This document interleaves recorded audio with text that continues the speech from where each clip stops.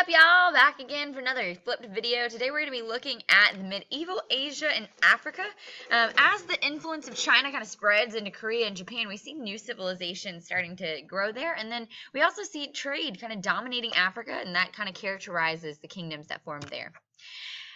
The essential questions that we're going to focus on in this video are: what social, political, and economic factors characterized life in Asia and Africa during the Middle Ages?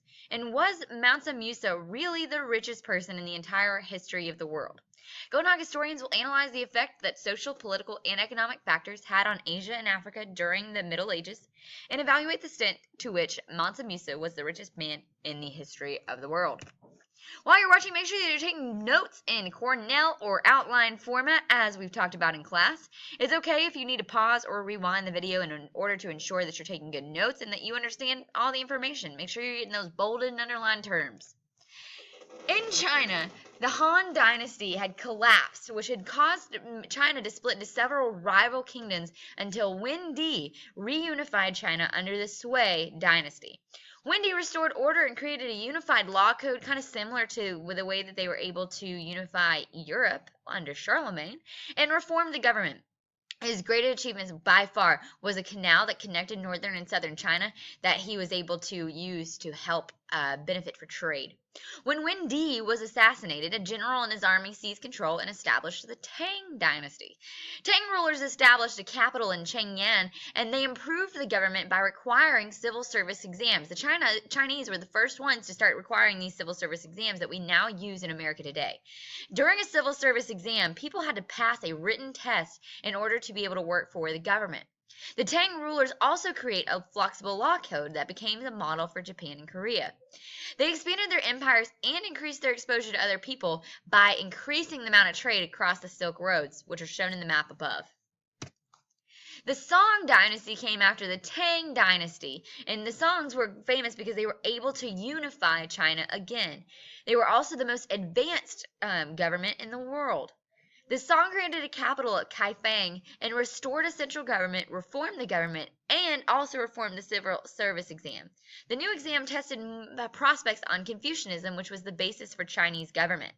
The Song were never able to regain the territories in the north or the west after they were taken over. The Chinese cultural achievements that were able to achieve under the Song were woodblock printing, which is seen in the picture above, movable type, seen in the picture to the right, in which printing was made by individual letters, paper money, that was lighter and easier to transport, and then gunpowder, but it wasn't used for weapons, only fireworks and signals. And then lastly, a magnetic compass allowed the Song to explore to the rest of the world. Northern China had been attacked by nomadic peoples from the north called the Mongols. The Mongols are divided into separate clans led by a Khan, or chief. Under Genghis Khan, Chief Genghis, meaning universal ruler, the Mongols became a united and created an empire, and they started to spread, moving into northern China. The army was really highly skilled, and they could attack quickly, taking out entire villages. They used a lot of psychological warfare by scaring people into just being scared of them. They burned their entire village and killed everybody, making everybody afraid of them. Under Genghis Khan, the Mongols conquered a lot of northern and central Asia, spreading all the way from Mongolia to China and India. After his death, the empire was divided into 4 Khanates, or regions. Under Kublai Khan, the Mongols attempted to control all of China, and they were able to reach from East Europe to Korea at one point. Kublai Khan started the Yuan dynasty in China and declared himself Emperor of the Chinese. He heavily taxed the Chinese, but he did let them serve and did not let them serve in higher governmental positions. Kublai Khan did encourage trade, though, and he did open China to visitors that helped to mark some of their culture, namely the European explorer Marco Polo. Following the Mongol dynasty's collapse, the Ming dynasty was formed under Emperor Honghu, who worked to rebuild and unify China. He passed reduced taxes and passed reforms to improve trade, and also tried to get back to the traditional Chinese culture after being affected by the Europeans for so long. His successor encouraged a lot of exploration and encouraged more foreign visitors to visit China. Following the explorations, the Mings closed their door, and he built the Great Wall of China that kind of closed off China to the other people and kept a very traditional Chinese culture. The Ming were attacked by the Manchu from Manchuria, and they renamed the empire the Qing dynasty. They regained the respect of the Chinese by allowing them to keep their Chinese customs and traditions, but they continued the restriction on foreign trade.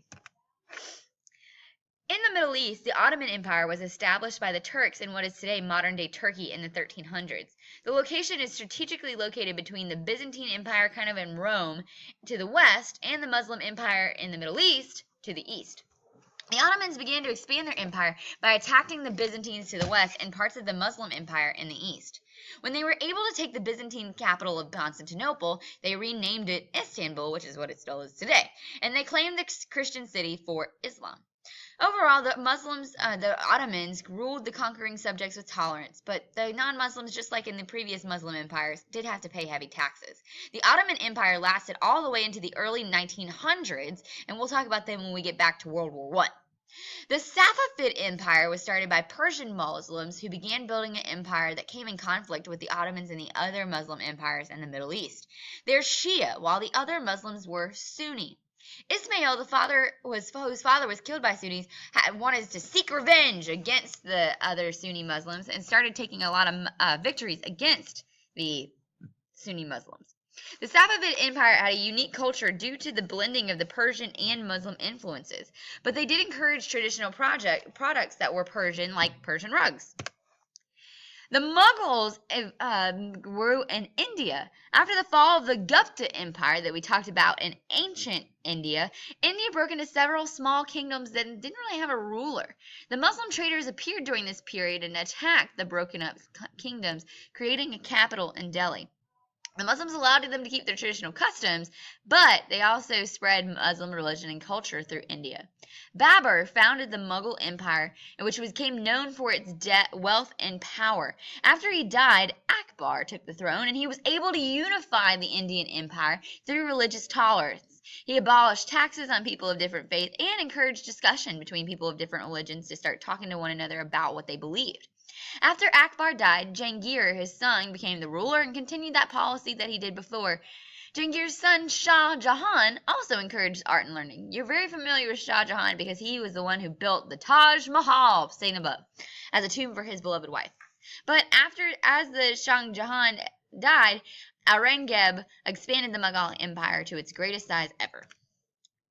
Japan consisted of a series of thousands of islands that formed an archipelago, or a long island chain as seen in the map above. Japanese practice of Shinto, or the way of kami. The Shinto beliefs was based on everything in nature having a kami, or a spirit. Shintoism doesn't have a formal text or structure, but the followers built shrines and prayed to the kami. When you go to a more Asian area, you might see the big red gates. Those are traditional kami structures. The first emperor of the Japanese were the Yamato clan, who were thought to be the descendants of one of the kami, or sun gods. Other clans gained power over the Yamato, but they didn't get rid of the Yamatan emperor. Instead, they controlled him, and he remained as a figurehead, or a king without any power. By the 1100s, Japan's central government had begun to lose control of the empire, and local clans began to fight for power. Due to that, the large landowners started to hire samurai, or trained warriors, for protection. And the Japanese adopted a feudal society that was kind of similar to Europe. In exchange for service, landowners paid samurai with food instead of land. The samurai were trained warriors that wore armor, were trained in weapons, and they rode on horseback, very similar to the knights in Europe. The samurai followed a strict code of ethics called Bushido, which means the way of the warrior, in which they honored certain traits like courageousness, honorableness, obedience, and loyalty.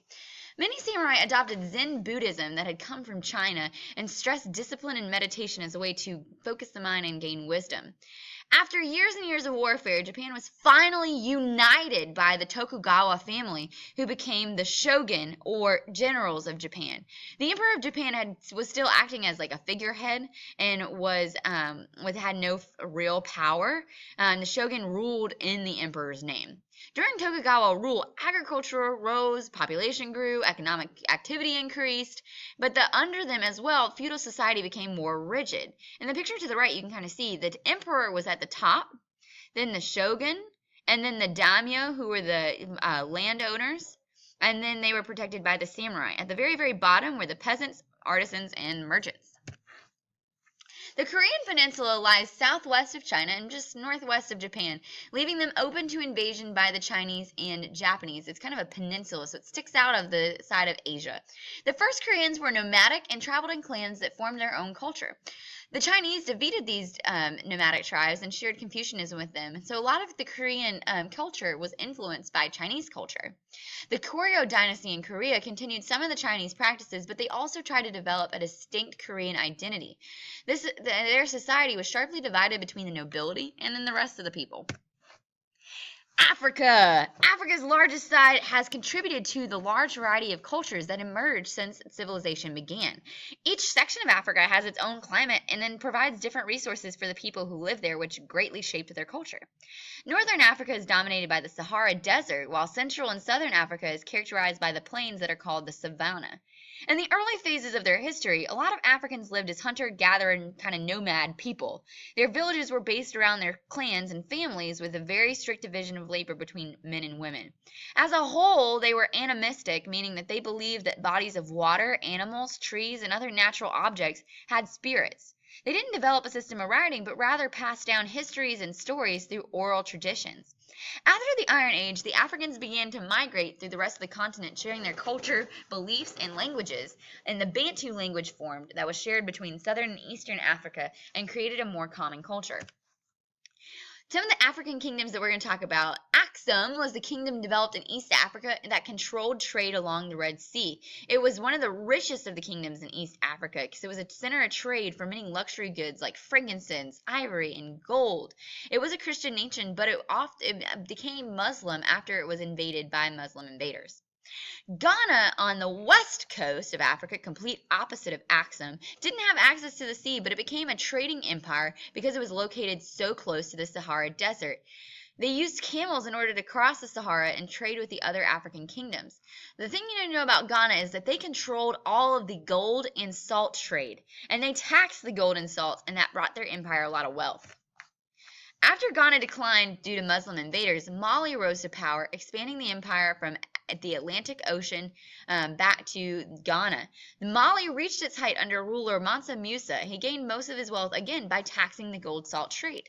He was a devout Muslim and was extremely rich, and this kind of was proven when he set out on a Hajj to Mecca with 60,000 other Muslims. The stories that other African people tell along the way is that he was just passing gold out to everybody. You get a gold piece, and you get a gold piece.